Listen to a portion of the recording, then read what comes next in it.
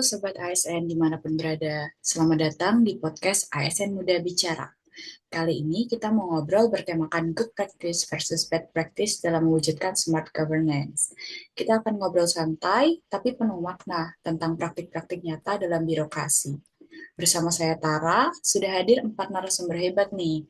Ada Mas Akbar sebagai narasumber utama, Mas Riki sebagai analis manajemen ASN, Mbak Oka sebagai analis smart ASN, dan Mbak Dita yang akan memberikan kesimpulan dan aksi nyata. Mari kita mulai. Betul sekali, karena smart governance itu kan bukan hanya soal digitalisasi ya, tapi juga soal integritas, sistem merit, dan bagaimana ASN mampu menghadirkan pelayanan publik yang cepat, transparan, dan akuntabel. Baik, kita mulai dulu dengan yang positif ya. Mas Akbar, bisa kasih contoh good practice yang sudah terbukti berhasil? Tentu, yang pertama itu ada digitalisasi layanan publik seperti aplikasi untuk layanan administrasi. Yang kedua ada transparansi anggaran lewat dashboard online yang bisa diakses publik. Yang ketiga ada program penyuluhan hukum berbasis komunitas gitu, di mana ASN langsung turun ke lapangan untuk mengedukasi masyarakat. Wah, keren sekali. Mas Riki, apa sih kunci keberhasilan dari praktik-praktik ini dari kacamata manajemen ASN? Oke, sebenarnya kuncinya ada dua sih.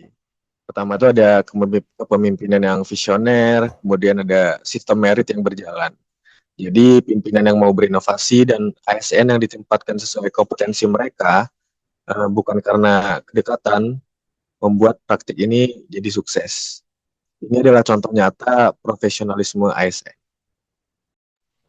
Oke, kalau menurut Mbak Oka, dari sisi Smart ASN gimana nih Mbak? Menurut saya, keberhasilan ini adalah cerminan dari pilar digitalisasi dan inovatif.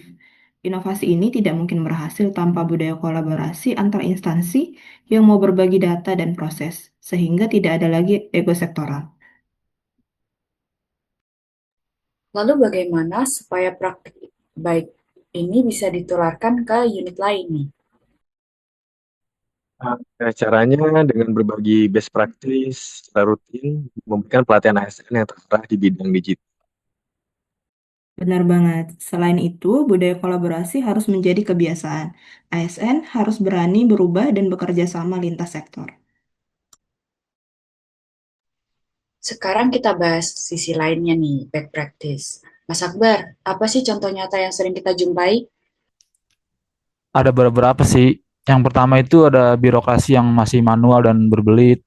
Kedua, ada nepotisme yang dalam promosi rekrutmen atau promosi jabatan gitu, yang jelas-jelas bisa merusak sistem merit. Yang ketiga itu kurangnya monitoring dan evaluasi program, sehingga program jalan tapi nggak tepat sasaran gitu. Hmm, ini masalah klasik ya berarti ya. Mas Riki, apa penyebab kegagalan dari praktek buruk ini dari sisi manajemen ASN? Sebenarnya penyebabnya sih yaitu resisten terhadap perubahan, lemahnya integritas, dan tidak adanya reward dan punishment yang tegas. Jadi ya akibatnya budaya kerja stagnan dan publik jadi dirugikan sih. Kalau begitu, gimana cara mencegahnya nih Mbak Oka nih? Untuk cara pencegahannya, itu harus ditegakkan sistem merit, kemudian dilakukan audit rutin dan transparansi publik. ASN juga perlu dibekali literasi digital serta integritas yang kuat. Alternatif terbaiknya, gunakan digitalisasi untuk memangkas birokrasi, pakai rekrutmen dan e-performance berbasis kinerja, serta bangun mekanisme feedback dari masyarakat. Kalau kita tarik ke perspektif manajemen ASN, apa hubungannya dengan smart governance nih, Mas Akbar? Sangat erat ya. Dengan sistem merit ini, ASN bisa ditempatkan sesuai kompetensi, bukan karena kedekatan, tapi profesionalisme ASN jadi fondasi untuk smart governance. Sementara dari sisi smart ASN itu, ASN harus digital, inovatif, dan kolaboratif. Artinya ASN harus berani berubah, berinovasi, dan bekerja sama lintas sektor.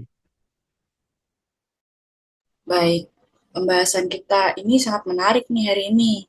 Mbak Dita, silahkan berikan rangkuman dan pesan penutup untuk kita semua nih.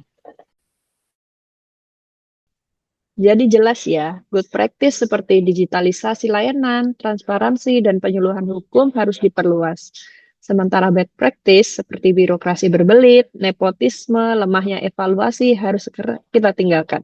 Smart governance hanya bisa terwujud kalau kita, para ASN itu konsisten menerapkan nilai-nilai berakhlak, profesional, dan adaptif terhadap perkembangan zaman. Untuk itu, mari kita wujudkan pemerintahan yang cerdas, bersih, dan melayani. Terima kasih banyak Mas Akbar, Mas Riki, Mbak Oka, dan Mbak Dita atas wawasan yang luar biasa. Sampai jumpa di episode berikutnya, dan mari kita wujudkan pemerintahan yang cerdas, bersih, dan melayani.